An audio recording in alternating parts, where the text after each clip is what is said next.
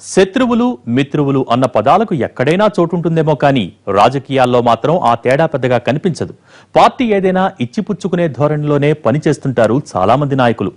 దానికి అలవాటు పడ్డ నేతలు తూర్పుగోదావరి జిల్లాలో మరీ ఎక్కువగా కనిపిస్తున్నారు ఇప్పుడు. అలా నేతలు ములాఖత్తై సొంత ప్రయోజనాలు చూసుకుంటూ ఉండడంతో కేడర్ అవాక్కవాల్సి వస్తోంది పాపం.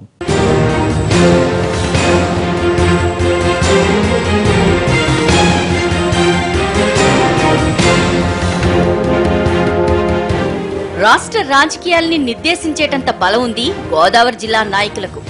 అందుకే అక్కడి వారి మనసు తెలుసుకుని మెలగాలని అన్ని పార్టీలు తెగ ప్రయత్నాలు చేస్తుంటాయి. ఆ క్రమంలో అక్కడ రాజకీయం ఎప్పుడూ విచిత్రంగా ఉంటుంది.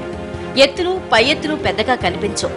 తూర్పుగోదావరి జిల్లా పాలిటిక్స్ లో ఇప్పుడు ఎక్కడ విన్నా దోస్తు మేరా దోస్త్ పాటలే వినిపిస్తున్నాయి. ఎంతైనా మనం ఒకటే అన్నట్లు పార్టీలతో పని లేకుండా కలిసి పని చేసుకుని పోతున్నారు అక్కడి నేతలు. కలిసి పని చేయడం అంటే రాజకీయంగా కాదండోయ్. సొంత పనులు వచ్చేసరికి రాజకీయాలు పార్టీలు అన్నీ పక్కన పెట్టి ఆ విధంగా ముందుకు పోతున్నారట.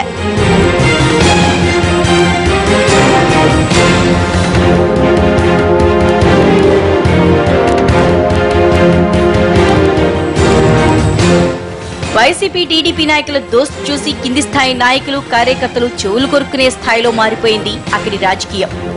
ఈ మధ్య కాలంలో ఈ స్నేహాలు శృతిమించిపోతున్నాయంటూ ఎక్కడ చూసినా ఒకటే గుసగుసలు వినిపిస్తున్నాయి. అధికార పార్టీకి చెందిన ఒక కీలక ప్రజాప్రతినిధి కేంద్ర ప్రభుత్వానికి సంబంధించిన ఒక పెద్ద కాంట్రాక్ట్ ని దక్కించుకుని దాని సబ్ కాంట్రాక్ట్ ను వైసీపీ నేతకు అప్పగించారట.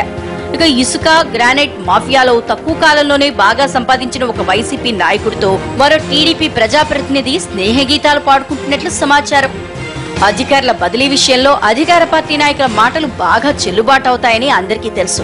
అందుకే తన్ను అన్ని విధాలుగా ఇబ్బంది పడుతున్న ఒక అధికారిని బదిలీ చేయించడానికి మరో వైసీపీ నాయకుడు టీడీపీ ప్రజాప్రతినిధితో ఒప్పందం కుదుర్చుకున్నట్లు చెబుతున్నారు.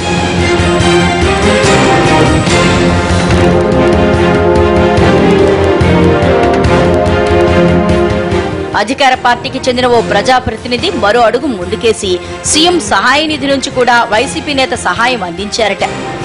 ఓ మాజీ ఎమ్మెల్యే కొడుకు వైద్యం కోసం సీఎం సహాయ నిధి నుంచి సాయం అందించారట సదర్ నేత. ఈ విషయం ఆ నోటా ఈ నోటా పడి టీడీపీ కార్యకర్తలకు తెలియడంతో తాము సహాయం కోసం ఎన్నో అర్జీలు ఇచ్చామని అవన్నీ పక్కన పెట్టి పక్క పార్టీ నేతలకు ఇలా సాయం చేయటం ఏంటంటూ కారాలు మిరియాలు నూరుతున్నారు. టీడీపీ వైసీపీ నేతలు కలిసి పనిచేస్తే ఎదురే ఉంటుందనుకున్నారో ఏమో.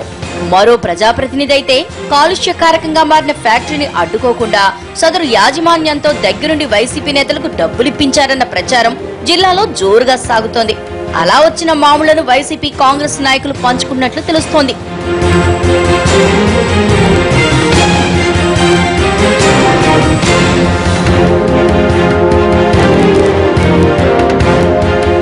ఈ పొలిటికల్ ప్రత్యర్థుల స్నేహం మద్యం మామూలు కల్తీ ఆయిల్ మాఫియా వరకు కొనసాగుతోందని చెప్తున్నారు.